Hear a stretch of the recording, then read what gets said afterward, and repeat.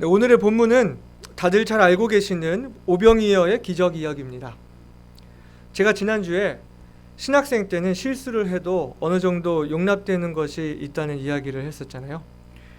이 오병이어 이야기를 보면 제가 신학생 때 했던 실수가 한 가지 생각나서 먼저 이야기해 보려고 합니다. 신학교에서 성경 해석의 원리들을 배우면서 특별히 이 복음서를 읽을 때 성경의 주인공이신 예수님이 어떤 분이시냐는 것을 발견해야 한다는 것을 배웠습니다. 예를 들어서 예수님께서 예루살렘에 입성하시기 전에 그 타고 갈 나귀를 구하시기 위해서 제자들을 보내시면서 주가 쓰시겠다 하라 말씀하셨는데, 그 본문을 가지고 우리를 나귀 새끼에다가 대입을 해서 나 같은 어린 나귀 같은 사람도 주가 쓰시겠다 하면 쓰임 받을 수 있구나, 이렇게 하면 안 된다는 그런 이야기였습니다. 우리가 성경을 읽고 우리 나름대로 감동이 되지만은 그게 반드시 성경에서 말씀하고 있는 이야기는 아닌 경우들이 종종 있더라는 이야기입니다. 제가 그 주에 그것을 배우고 교회에 계신 전도사님과 이 오병이어 이야기를 하면서 제가 전도사님께 전도사님, 오병이어 이야기는 한 소년이 주인공이 되어서 내가 가진 것을 드리는 그 헌신을 말해야 하는 본문이 아니고 주인공이신 예수님께서 하나님이시라는 것이 드러나야 하는 본문이네요 라고 놀라운 발견을 한 것처럼 이야기했습니다. 그리고 그 주 토요일인가요? 아니면 그 다음 주 토요일인가요? 제가 청년부 예배 때 선곡을 맡았는데 그만 오병이어라는 찬양을 선곡한 것입니다. 당시 오병이어라는 찬양은 학생 시절부터 즐겨 부르던 찬양이었거든요. 모르시는 분들이 있을 것 같아서 악보를 준비했습니다. 보이시나요? 잘 안 보이시죠? 찬양의 가사가 이렇습니다. 오병이어 한 소년이 드렸던 보리떡 5개, 오병이어 한 소년이 드렸던 물고기 2마리, 거기에는 완전한 나눔이, 거기에는 참된 기쁨이, 나누는 사람에는 자기 것 짓는 희생과 아픔이 있지만 그곳엔 평안과 기쁨이 있어, 그곳엔 감격과 확신이 있어, 세상의 가치로 매길 수 없는 놀라운 힘이 있어요. 자, 이제 우리의 것을 드려요. 우리의 오병이어 드려요. 작지만 소중한 우리들의 오병이어 드려요. 이 노래 따라 부르시는 분이 있어요? 제가 이거를 부르다 보니까 가사가 영 아닌 거예요. 이 찬양을 청년들이 다 같이 큰 목소리로 부르는데 제가 앞에서 인도하면서 얼마나 낯이 뜨겁던지요. 아마 청년들은 몰랐을 거예요. 예배 후에 전도사님이 저에게 말씀하셨어요. 성규 형제, 얼마 전에 오병이어가 예수님이 주인공이라더니 왜 이런 곡을 선곡했느냐고요. 그 뒤로는 제가 예배 찬양을 선곡하면서 가사가 어떤 가사인지 더더욱 신경 쓰게 되는 계기가 되었답니다. 맞습니다.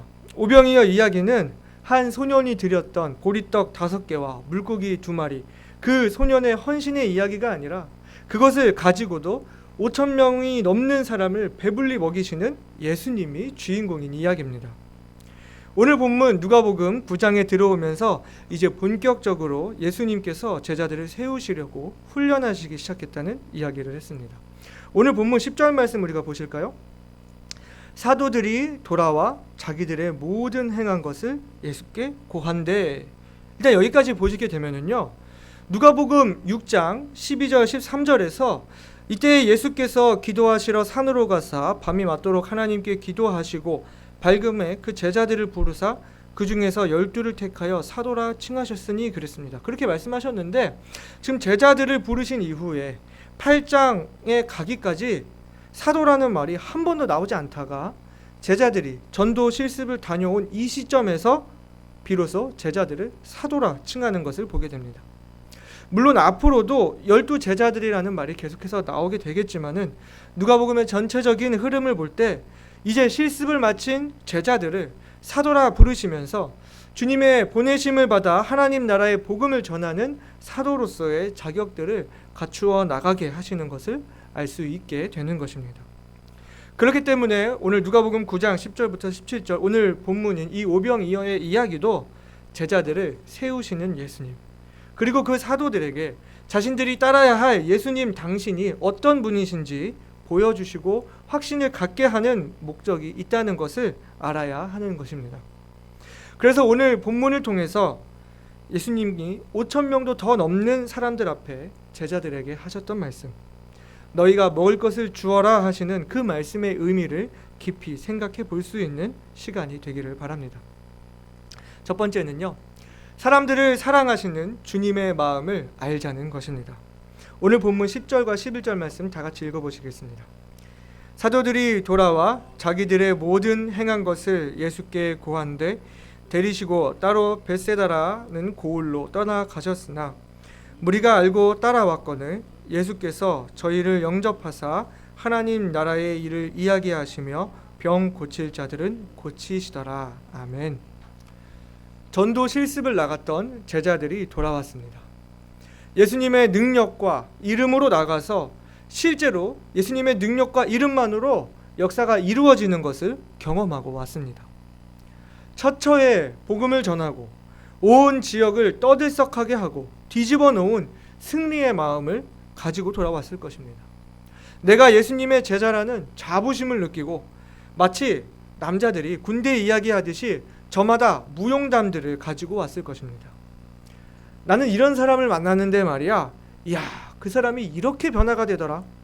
나는 어떤 귀신 들린 자를 만났는데 야, 그 지독한 귀신이 예수 이름을 듣고 도망가더라. 나는 수십 년을 못 고친 병든 사람을 만났는데 야, 예수의 이름으로 명하니까 한순간에 그 병이 낫더라. 나는 어느 동네를 가니까 거기는 그 사람들의 마음이 너무 완악해서 발에 먼지를 떨어버리고 왔다. 도대체 그 사람들 뭐라고 거절하는지 당신들 들어보았느냐? 주님이 신발 2개 가져가지 말라 하셨는데 내 신발이 글쎄 닳지를 않더라. 나는 어떤 귀한 가정이 우리를 섬겨주셔서 배가 이렇게나 나왔다. 굶을 일이 전혀 없더라. 저마다 이 실습을 마치고 돌아온 제자들이 사례 발표하는 그런 시간들을 가졌을 것입니다. 그것을 보면서 주님이 어떠셨을까요? 아마 뿌듯하셨겠죠. 이런 제자들을 위해 예수님은 제자들과 따로 있는 시간을 만들려고 하셨습니다. 그러나 사람들이 따라와 제자들과 함께 할 시간을 허락하지 않았다고 합니다. 하지만 주님은 그 사람들을 돌려보내거나 피하지 않으시고 저희를 영접하셔서 하나님 나라의 일을 이야기해 주시고 병 고칠 자들은 고치셨다, 이렇게 이야기합니다. 하나님 나라의 일을 궁금해하는 사람들, 병 고칠 자들, 병이 나아야 하는 그 사람들의 필요를 지나치지 않으시고 무시하지 않으신 것입니다. 전에 목사님께서 아버지의 마음을 이야기하셨을 때 제가 뭉클했던 이야기가 있었는데요. 자녀의 소망이, 자녀의 필요가 곧 부모의 필요다라는 말씀을 하셨었습니다. 생각해 보니까요, 저희 어머니도 그렇습니다. 제가 어머니한테 무엇이 있어야겠습니다. 제가 좀 무엇이 필요하겠습니다. 그 필요를 위해 기도해 주세요. 이렇게 어머니께 달라고 하는 것이 아니라 있는 그대로 그 제가 갖고 있는 필요를 말하고 기도 부탁을 했을 뿐인데 저희 어머니는 그런 말씀을 들으시면 본인께서 그 필요를 채워 주셔야 한다는 그 부담을 가지시고 제가 말한 필요가 바로 어머니의 필요가 되는 것을 보면서 부모의 마음을 느끼게 됩니다. 물론 제가 필요한 것이 있을 때 그렇게 돌려서 말한 적도 있지만요. 여튼 자기 자녀들을 사랑하시고 그들의 필요를 보시며 그 필요를 채워주시려고 하는 아버지이신 하나님의 마음을 예수님을 통해 보게 되는 것입니다. 시간이 지나 이들에게는 또 다른 필요가 있었는데 그것이 바로 육신의 필요, 이 끼니를 때워야 하는 배고픔의 필요가 있었습니다. 오늘 본문의 12절과 13절입니다. 날이 저물어 가매 12사도가 나와 여짜오되 무리를 보내어 두루 마을과 촌으로 가서 유하며 먹을 것을 얻게 하소서. 우리 있는 여기가 빈들이니이다. 예수께서 이르시되 너희가 먹을 것을 주어라 하시니 여짜오되 우리에게 떡 5개와 물고기 2마리밖에 없으니 이 모든 사람을 위하여 먹을 것을 사지 않고는 할 수 없삼나이다 하였으니. 아멘. 그때 주님께서 제자들에게 너희가 먹을 것을 주어라 하시는 그 말씀이 어떤 의미일까요? 주님은 저들의 육신의 필요도 채워주시려는 분이시라는 것, 그리고 그 사람들을 사랑하시고 그들의 필요를 돌보는 주님의 마음을 제자들도 갖기를 원하신 것입니다. 너희가 저들에게 먹을 것을 주어라.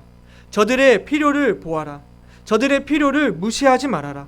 저들의 필요를 채우고자 하는 마음, 저들의 필요를 내가 책임지려고 하는 마음, 이들을 향한 아버지의 사랑을 품어라. 저들을 향한 나의 관심과 사랑을 너희도 가지라 하시는 말씀인 것입니다. 예수님의 제자들은 예수님의 마음으로 사람들을 사랑하는 사람들입니다. 자기에게 오는 사람들을 돌려보내지 않으시고 받아주시고 사랑해 주시는 주님의 마음, 그들의 필요를 살피고 채워주시는 아비의 마음, 내가 원하는 상대에게 뿐만 아니라 내가 원하지 않더라도 나의 손길이 필요한 곳에 도움의 손길을 줄 수 있는 하나님의 사랑을 가진 사람들입니다. 너희가 먹을 것을 주어라. 사랑하는 성도 여러분, 주님의 관심이 우리의 관심이 되기를 바랍니다. 주님의 눈길이 향하는 곳에 우리의 시선이 가기를 원합니다. 주님의 손길이 닿고자 하는 곳에 우리가 그곳에 있기를 원합니다.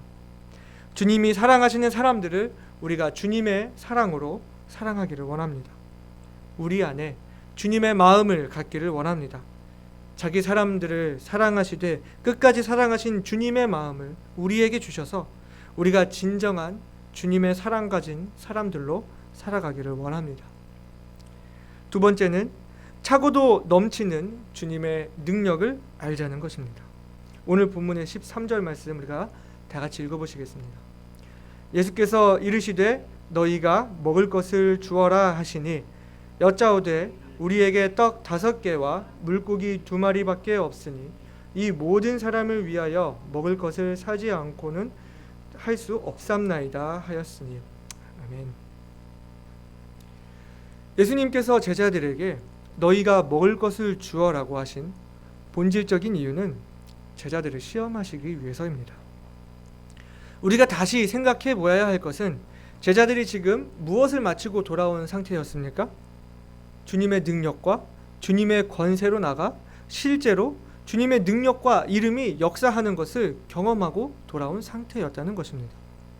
귀신을 제어하고 병을 고치는 능력과 권세가 있음을 목격했고 서로 자기들의 경험담을 이야기하며 역시 주님의 능력과 권세는 대단한 것이구나 감탄했을 것입니다.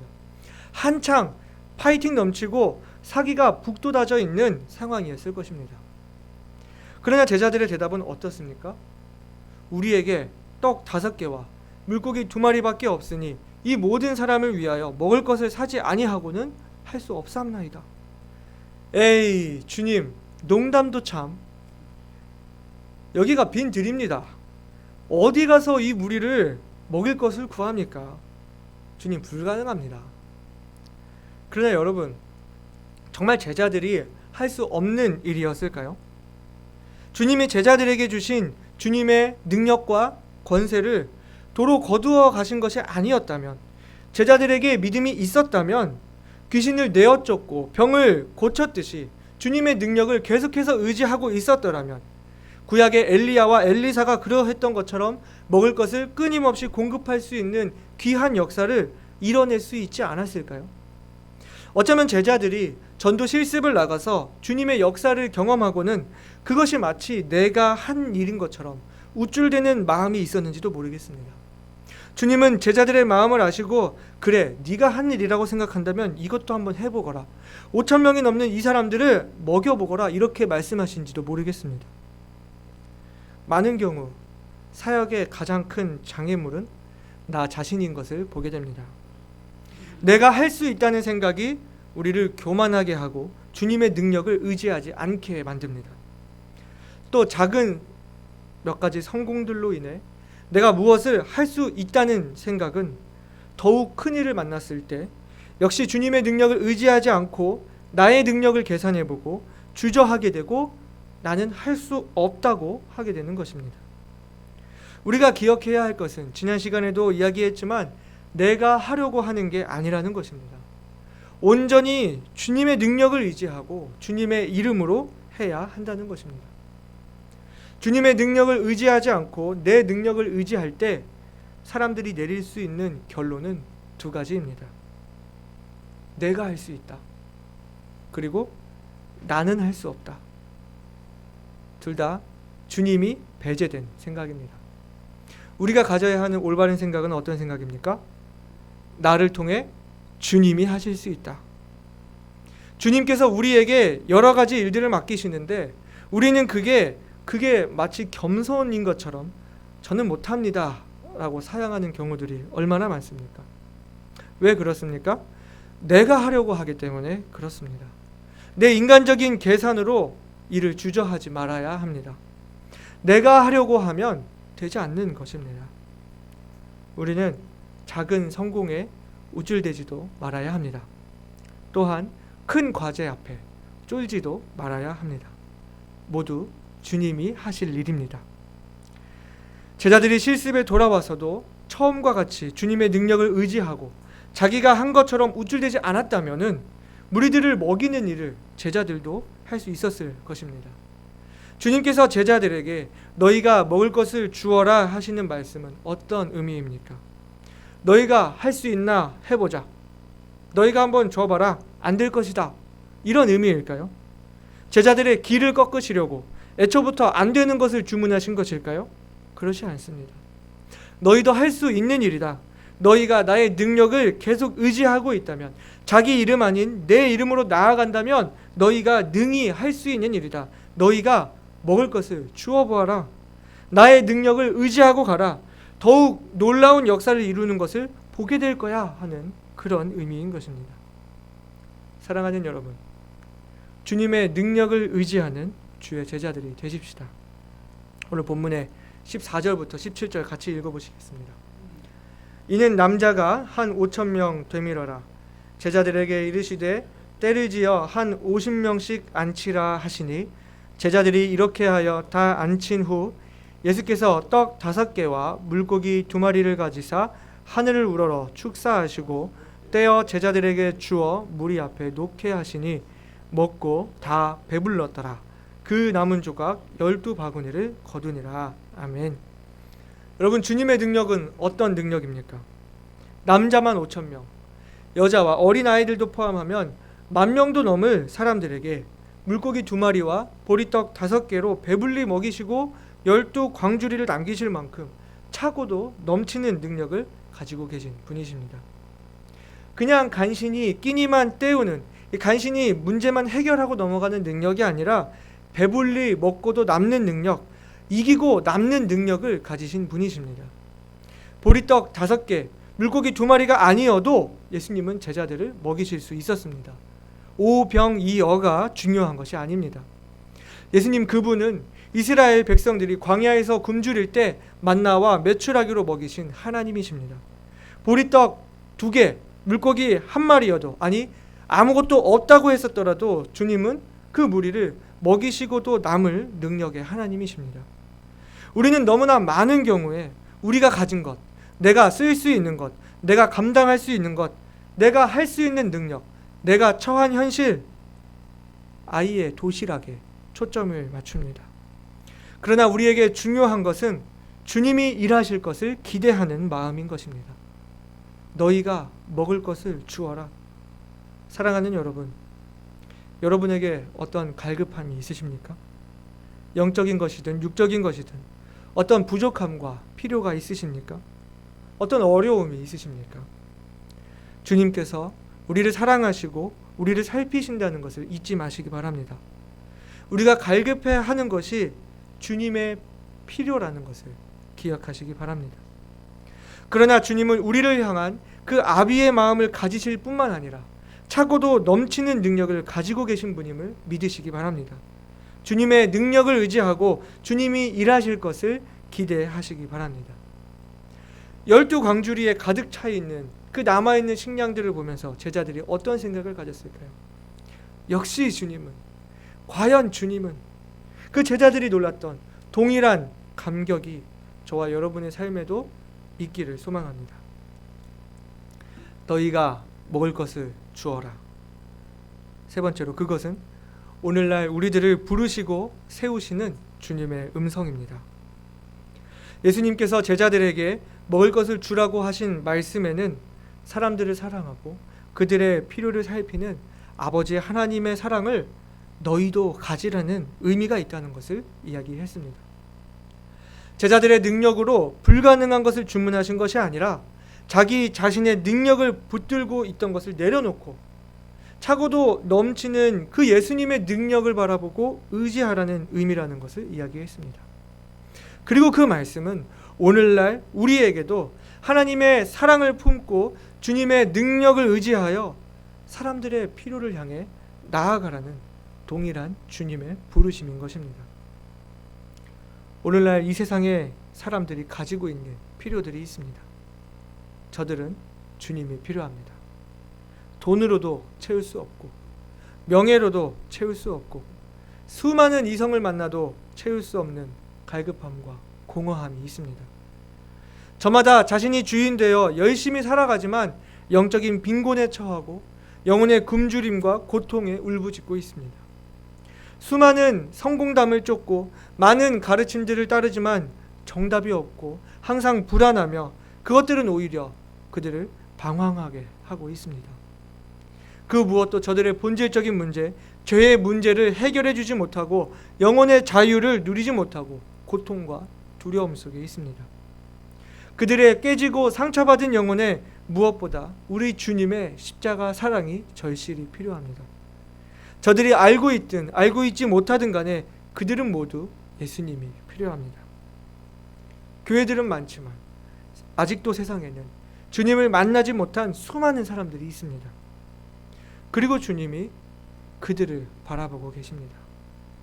주님이 그들을 어떻게 바라보실까? 어떤 눈빛으로, 어떤 표정으로 그들을 바라보고 계실지 여러분 주님의 그 얼굴을 상상해 보시기 바랍니다. 주님께서 그들을 바라보시며 가슴을 치며 우리들에게 말씀하십니다. 너희가 먹을 것을 주어라. 저들을 향한 나의 애타는 마음을 너도 가져보라. 저들은 나를 알지 못하고 거부하고 미워하지만은 나는 저들을 사랑한단다. 저들을 살피기를 원하고 저들에게 내 사랑을 전달시키기를 원한다. 너희가 가서 먹을 것을 주어라. 너희가 내 마음을 품어보라. 내가 저들을 향해 가지고 있는 관심을 너희도 가져보라. 너희가 내 사랑을 가서 전해달라. 주님은 그렇게 우리를 부르시는 것입니다. 여러분은 어떻게 대답하시겠습니까? 저는 못합니다. 저는 훈련받지도 못했고 저 또한 너무나 부족하고 인격적으로도 문제가 많습니다. 저들에 다가가서 전할 말도 없고 사귈 능력도 없고 또 부족한 제 능력으로 해결될 만큼 저들의 마음이 그렇게 호락호락하지 않습니다. 저들은 저보다 학벌도 좋습니다. 경제적으로도 더 잘 삽니다. 저한테 얻을 것이 없다고 저들은 생각할 것입니다. 주님, 저는 좀 빼주세요. 그렇게 대답하시겠습니까? 주님이 우리를 부르십니다. 너희가 먹을 것을 주어라. 너희가 가기만 하면 내가 할게. 너희는 가기만 해라. 내가 너와 함께 하겠다. 내 능력으로 너를 붙들고 돕겠다. 두려워 말라. 내가 너와 함께 함이니라. 놀라지 말라. 나는 내 하나님이 됨이니라. 내가 너를 굳세게 하리라. 참으로 너를 도와주리라. 참으로 나의 의로운 오른손으로 너를 붙들리라. 사랑하는 여러분, 주님의 마음을 품읍시다.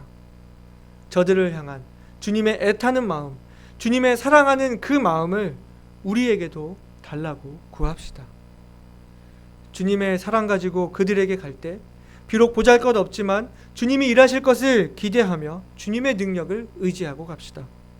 내가 하는 일이 아니기 때문에 할 수 있습니다. 차고도 넘치는 주님의 능력, 이기고도 남는 주님의 능력을 의지하고 갈 때 제자들이 보았던 주님의 역사를 우리가 보게 될 것이며 제자들이 가졌던 그 감탄과 감격을 우리가 갖게 될 것입니다. 우리 이사야서 41장 10절 말씀 다 같이 읽고 마치겠습니다. 같이 읽어보실까요? 두려워 말라, 내가 너와 함께함이니라. 놀라지 말라, 나는 내 하나님이 됨이니라. 내가 너를 굳세게 하리라. 참으로 너를 도와주리라. 참으로 나의 의로운 오른손으로 너를 붙들리라. 아멘.